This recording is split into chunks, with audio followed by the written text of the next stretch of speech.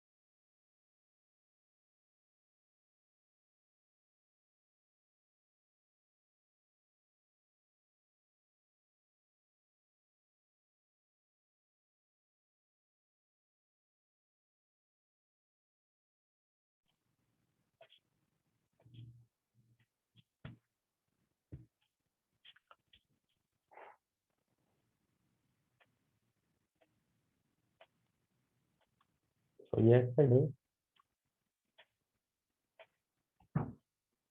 Yes. yeah.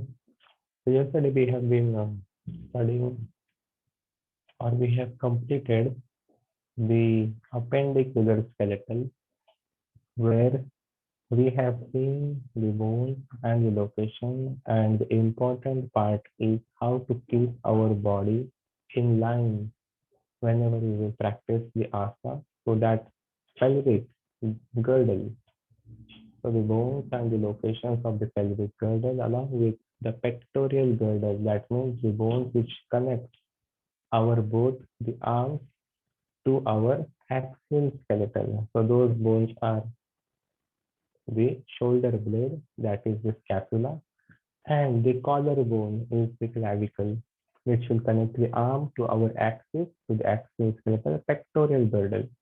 Similarly, the pelvic girdle, we will have the pelvic, that is what which will connect our both the legs to our axial skeleton. The pelvic girdle, the most important and one of the parts.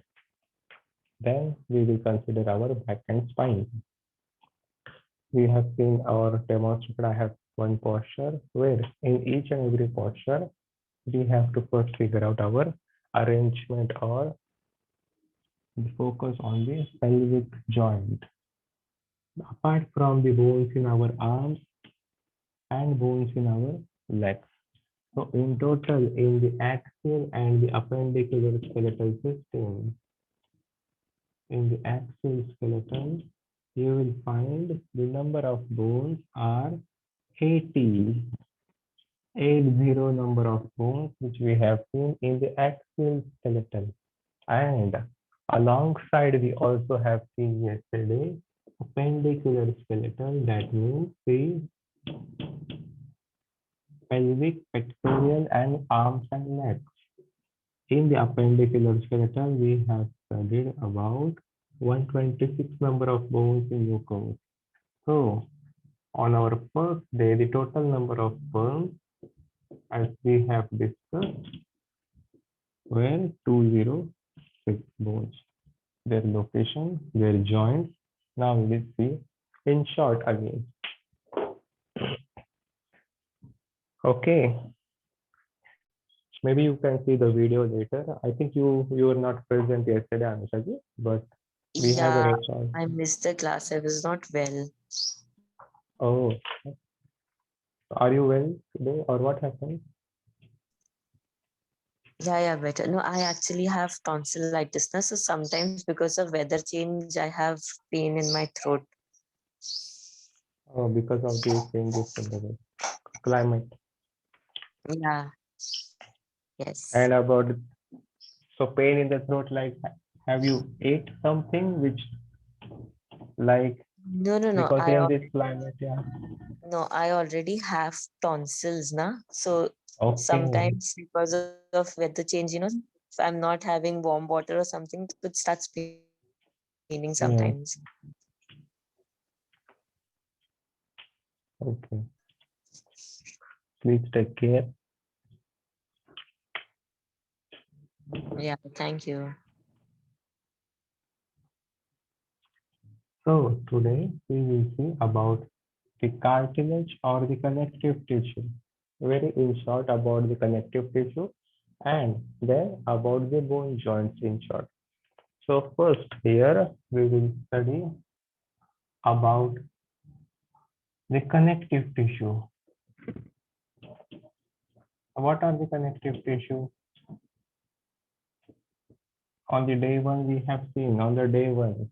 So 2 weeks before, this is the end of the second week. We have seen some things about cells and the tissues, where we have seen the tissues like our epithelial tissue, nerve tissue, muscular tissue, and connective tissue. So connective tissue finds in our blood, bone cells, but there are many examples of connective tissue.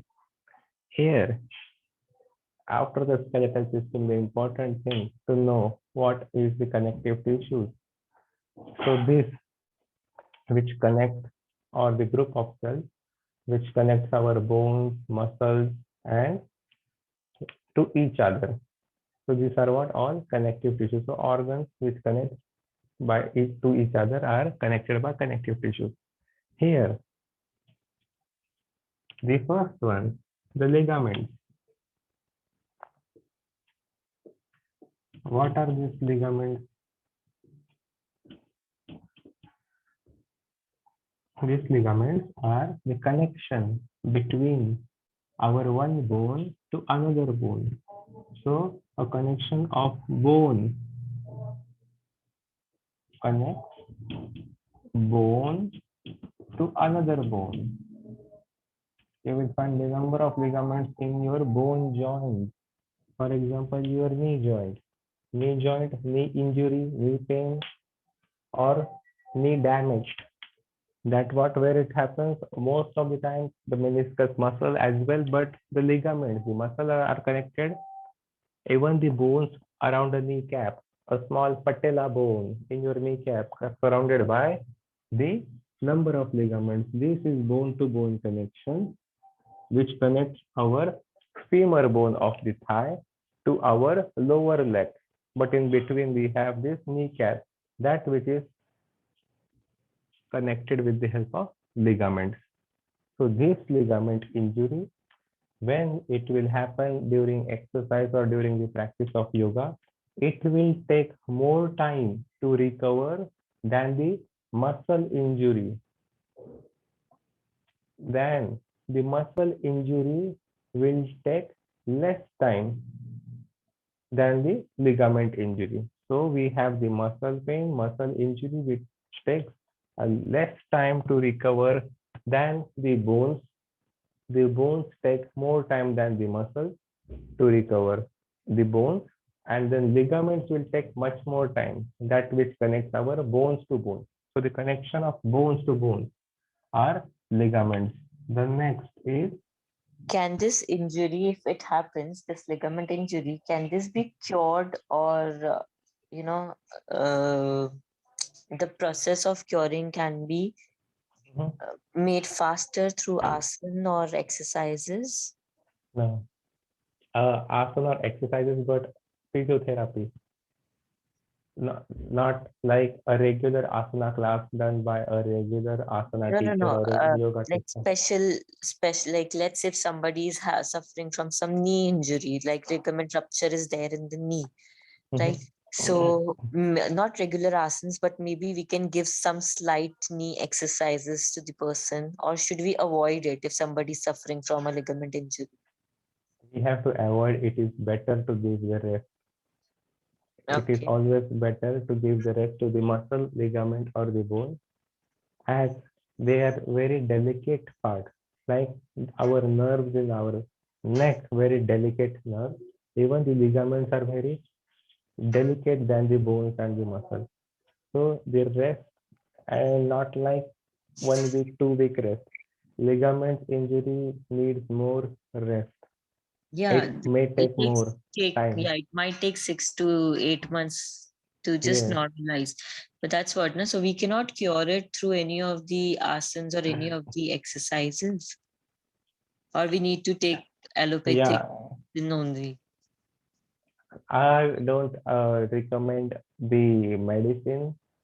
The doctors, we Uh, can take that medication or ibuprofen or the muscle relaxation or the nerve relaxation, but yeah, the ligament injury recovers automatically. There is no medicine for that ligament or the bone recovery. Our bone cells, ligaments, the cells inside that which are damaged, they reform again, osteoblasts and osteoclasts, with the proper nourishment of the calcium. The proper nourishment will be provided, but these are just the painkillers. hmm. They will just will not make us pain that much, hurt, and it will be just recovered automatically as much as we rest. But if over time, let's say if the injury is for 6 months, right? So we cannot do any Mhm. exercises or asanas. Then after that, let's say it has recovered. Then after that, can we give that person asanas for that particular knee injury, or we cannot? Yes, you can. You So can. there might not be the relapse of this, that if the person has recovered and the person does exercises, and what if वो relapse नहीं होता है क्या, like he No, might no, no, get no. the pain again or something, no? No, no, no. Under the proper guidance, and if the technique is correct, if the person is doing the right technique, Hmm. nothing will happen. If a regular teacher or the regular yoga class, like in a studio, Yeah. without the proper guidance, again that part, the weight of the body will be shifted on the knee again, and that part will be again damaged or not properly practiced, not kept the pelvic where hips were. So the weight of the body will shift here, there on one leg, other Hmm. leg, back and spine not straight, pain in the back again. So it will again come back. And Oh, also this happens mostly, always remember this when you practice yoga, not only in any sports or anything, mostly when we release the pose. 90% or more than 90%, keep this in mind, happens when we release the pose. yeah. People do the posture in a right way, but people are unable to release the posture in a right way. That means they go 1, 2, 3, 4 steps, but they don't come back 4, 3, 2, 1. They come back Hmm. directly to one. For One. example, Agreed. like if you see on the social media, Facebook, Instagram, these people do keep the camera. After keeping the camera, they do headstand, handstand. But we know after the headstand and handstand, what we do? We have to rest in the child pose so that Yeah. circulation of the blood come back to the normal directly. Have you seen the people? They Yes, I just have. release the posture, come back to the camera, switch off the camera directly after holding the posture for 1 or 2 minutes, headstand, just for the camera purpose, but they release quickly and they do not do any counter pose. They do think, wow, they have done the great posture. Yes, they did. But when they release, they don't realize that they will suffer from neurological problems, Yes. psychosomatic problems. These lack, so most injuries when they release. Shoulder stand. Shoulder stand, many people hold that posture. But while release the shoulder stand, what we have to take care, we don't have to lift our head up while releasing. The Hmm. weight in the lower part of the body, especially like women also like after 35, 40, they like lower part of the body, they release the legs quickly. Yes, And the after jerk. releasing the legs, they also move up their head in the shoulder stand, Hmm. Sarvangasana. And what happens when our blood circulation is in reverse direction and we suddenly release the force, then the damage blood brain cells we damage. So we have to take care. We should never release the force. So we have to just go the way and release in the same way without sudden injury, even forward fold, lots of posture that will all Damage. damage the tissues mainly People do connected. it with jerk. Jerks should be avoided in any asana. Yes, Okay, and after this ligament injury of a person is healed, so even the flexibility will be hampered now, because there would be stiffness. Like after fracture, also this thing happens. If somebody hmm, gets a fracture in hand or leg, so that movement of hand gets difficult. yes. So for example, I have many fractures. I Okay. had many fractures in my life, lot of practice, but I learned from them. My two wrists fractured, my elbows both fractured, my sacrum region, lower back fractured. That's it. Just this much. But this fracture, what happens now? The able to do 2 minutes holding of crow pose. I was able to do Mayurasan, peacock pose, 2 minutes holding, 2, 3 minutes. Now the time reduced. 45 seconds, 50 seconds I can hold. The Mhm. so that I this is like even if psychology or my bones are still weak or not got that nourishment yet, but it always clicks. Whenever I will move my wrist, it will click the wrist. So these are Mhm. the fractures. We can do the flexibility of the muscle. The mobility is for the joint. So the joints can move, but muscle stretching is more important here for the flexibility. So daily practice. So Mm. daily stretching is important daily. No, it's Okay. not a holiday. No holiday. Yeah, no Saturday, Yeah. no Sunday. No Sunday. Yeah. Every day at least half an hour stretching at least Yeah. for Okay. people Thank you. like us. Yeah. So we have this ligament. We have one more student. I think Habib. Good morning. Good morning, Habib. So, what you have Yes. taught before this? Nothing. Just the ligament. Okay. Connective So, you're tissue. just Yes. starting right now. No, I have started a long time back. We were discussing about ligament. Oh, Yeah. So we have connective tissue that connects. So we have the first connective tissue, ligament, which connects bone to bone. We have second connective tissue, tendon. And tendons are what? Connection of our bone to muscle. And the third connective tissue is what? Fascia. That is what? It will be connection of muscle to another muscle. So the tendons are what? One bone connected to the muscle. Take any bone, any muscle. So muscle which are connected, for example, bicep, these are connected to our humerus bone from the behind.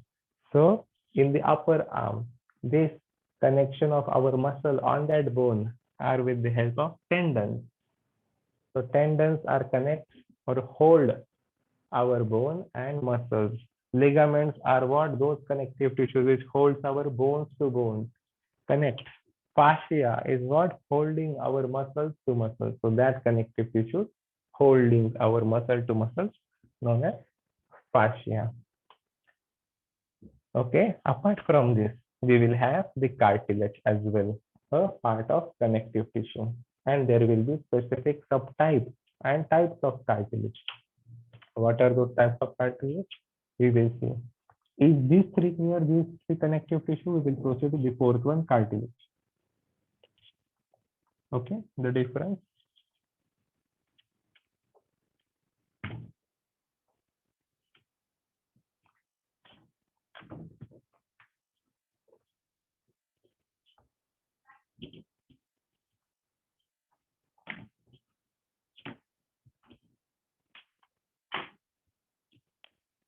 Now, the fourth, cartilage.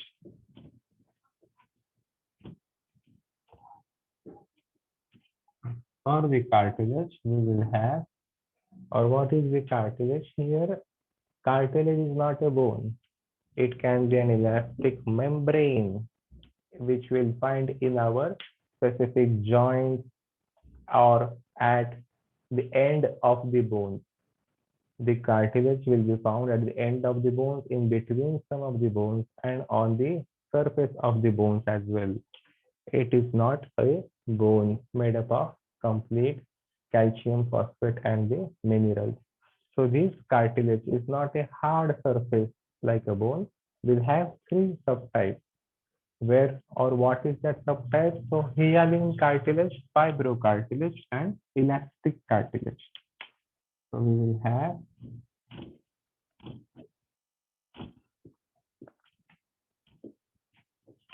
fibrocartilage and elastic cartilage.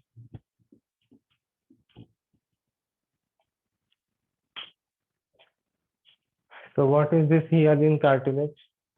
The cartilage are made up of the collagen fibers, which you will see in the bones or the muscles as well. This hyaline cartilage, very weak form of cartilage. So hyaline cartilage you will find in your ribs, in your nose, and in your trachea, your windpipe. If we have studied the windpipe in the respiratory system, that time I will tell you like the rings of the trachea, these rings of the trachea, the windpipe is what? Made up of the hyaline cartilage. So this windpipe, trachea, even the ribs connected to the hyaline cartilage, the nose, the cartilage, the membrane of the nose, not the bone in the center, vomer, which we have seen, but that vomer is connected with this cartilage. So we have that motion of this nose, flexible nose, which can move. This is what? Hyaline cartilage type.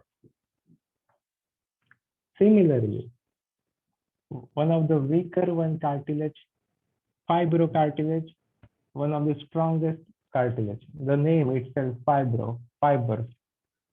Many fibers holding up together, fibrocartilage. Where you will find this fibrocartilage? In our ligament and vertebral column. So in between every vertebra, you will find a disc, or we say cartilage pad or cartilage disc. So when that disc will slip, you will have that pain when the disc or slip disc issues. So this is what? That discs are made up of fibrocartilage, which holds each and every vertebra firmly and connects our central nervous system, brain, and the spinal cord. So this is what example of fibrocartilage that are our vertebral column, and in between the ligaments. So in the ligaments, you will also see where are the ligaments? In which connects bones to bones. So the connection in between the bones to bones, you will also find the fibrocartilage, which will hold that bones to bones firmly to give a proper structure framework of the body, holding the frame of the body, fibrocartilage. Then we have elastic. The word again, it says elastic in nature. The elastic cartilage are present in the external ear. When you will see the external part of the ear is elastic in nature. You can bend, you can make it or move it. So this external part of the ear are made up of elastic cartilage, also like epiglottis. The Epiglottis is what? A flap of tissue which is a switch between the food pipe and windpipe. So that flap of tissue is what? That connective tissue made up of the elastic cartilage, epiglottis as well. So we have hyaline cartilage present in the bone joints as well, present in the ribs, nose, and windpipe trachea. Along with the windpipe, you will also have here larynx. So where is the larynx present in the windpipe? In the first two rings, that is the voice box. So this is all made up of hyaline cartilage with the fibrocartilage in your vertebral column and in your ligament, elastic cartilage in your external ears, as well as your epiglottis is what? An example for the elastic cartilage. Elastic in nature, fibro, tough in nature, and hyaline are the weaker one which can also get damaged quickly. The hyaline cartilage. So this is also another type of connective tissue apart from the ligaments, tendons, and fascia. Okay, up till here. So we proceed further and see about the bone joint. Can I erase this now?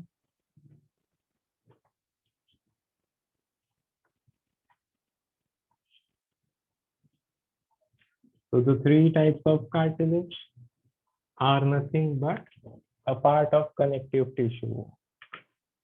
Then we will see the bone joints.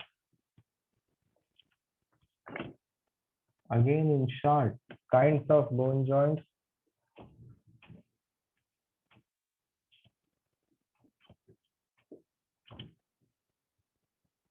So the first type of bone joint, I will write down in simple synovial bone joint, or first one, synovial means movable. Then we have semi-movable and we have unmovable in simple. We'll write about synovial third. That is movable bone joint. But first we will talk about unmovable, that is the fibrous bone joint and the cartilaginous bone joint. Then we will discuss about the synovial movable. So the fibrous, cartilaginous and synovial, nothing but in simple terms to understand the concept, you can know unmovable, semi-movable,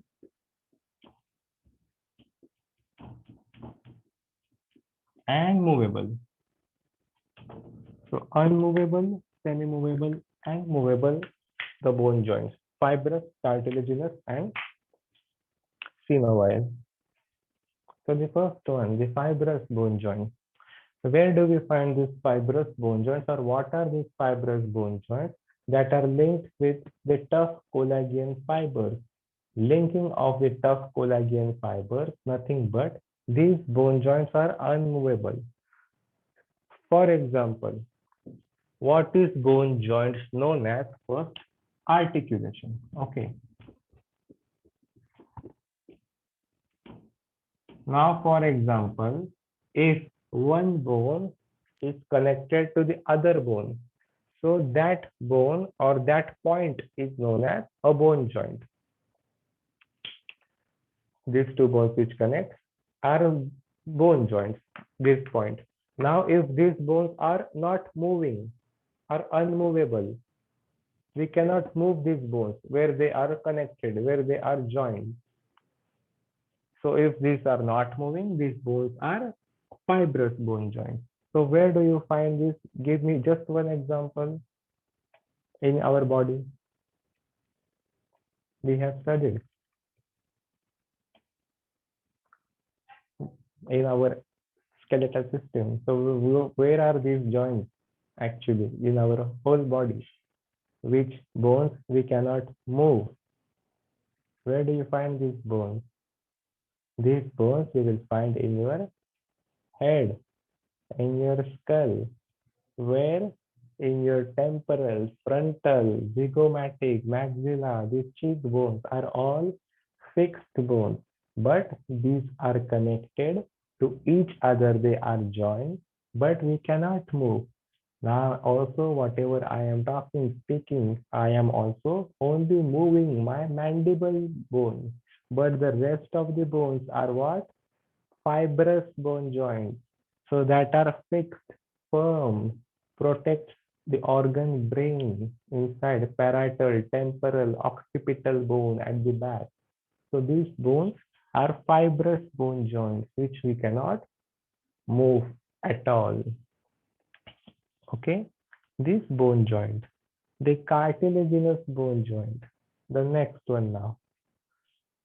What is this cartilaginous bone joint? Semi-movable. The word says in the bracket. So this semi-movable bone joint you will find where you can see the bones connected with the cartilage. So where are these cartilage which we have seen now in our ligaments, and in between our vertebral column is the main example. In between each vertebra, you will see the cartilage disc and cartilage pad. So these bone joints in between the ribs, in between our vertebra, that cartilage will help that bone move half, or we can say semi-movable bone, not completely with the help of the bone joint, but they are connected with the cartilage. So it is semi-movable. Because of the cartilage, we can bend or twist our spine in between. Now, first two are they clear? First two, very easy. The bones which cannot move, fibrous. The bones which are connected with cartilage, cartilaginous with our rib. Cartilage, what is cartilage we have already seen with the examples. Then the synovial now, the third one, the movable bone joint. So what are the rest of these bones now called? The rest of the examples of the bones called are synovial bone joint. So like you can see this bone moving, you can see my arm moving. These are all synovial bone joints which are being connected: elbow joint, shoulder joint, knee joint, ankle joint, fingers, are all these joints synovial bone joints, which are all moving. So what are these types of synovial bone joint? First type. So we have the first synovial bone joint type known as ball and socket joint.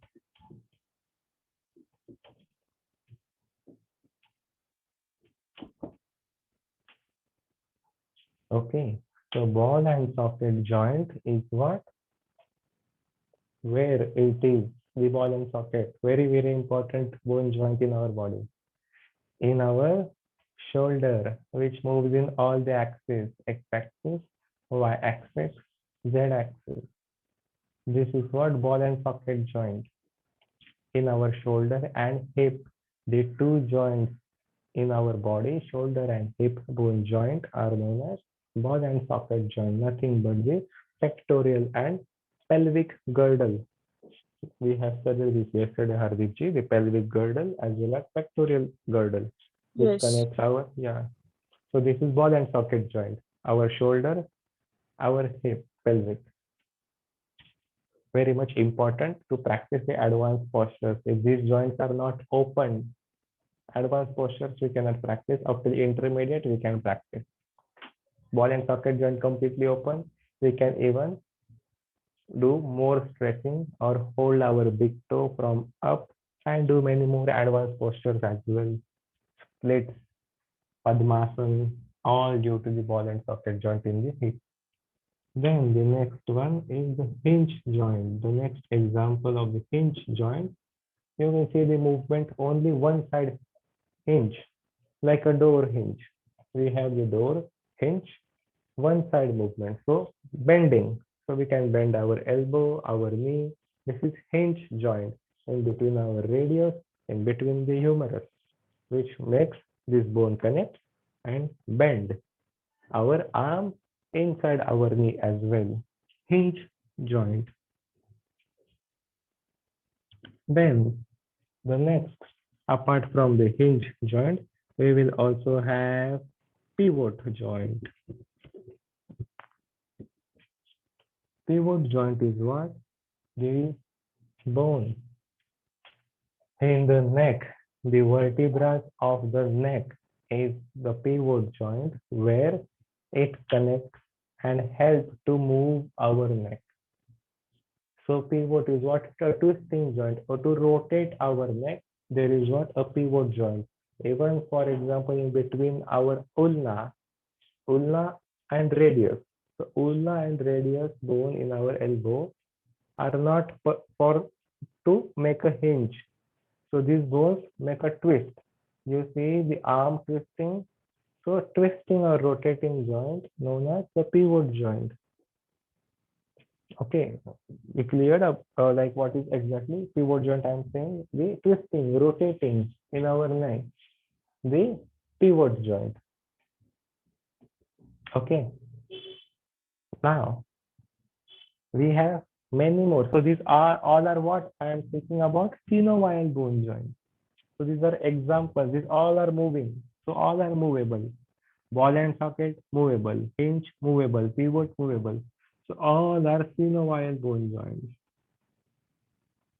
Then we will also have the condyloid joint and the gliding joint as well. We will see now.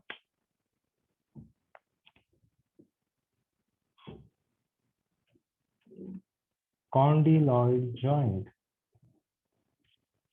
We will see gliding it. Condyloid is similar to ball and socket. Condyloid is similar to the ball and socket joint, but it does not rotate in all the axes. So for example, you see the condyloid joint in your metacarpus and phalanges. So in between your fingers, when you see the movement of your finger, this movement like a cone, this movement like a cone is a condyloid joint where your fingers can move. So in between your metacarpals, 5 metacarpals, not the carpals, in between your metacarpals and in between your phalanges. So this joint which will move your finger are condyloid joint. Also we will have the gliding joint.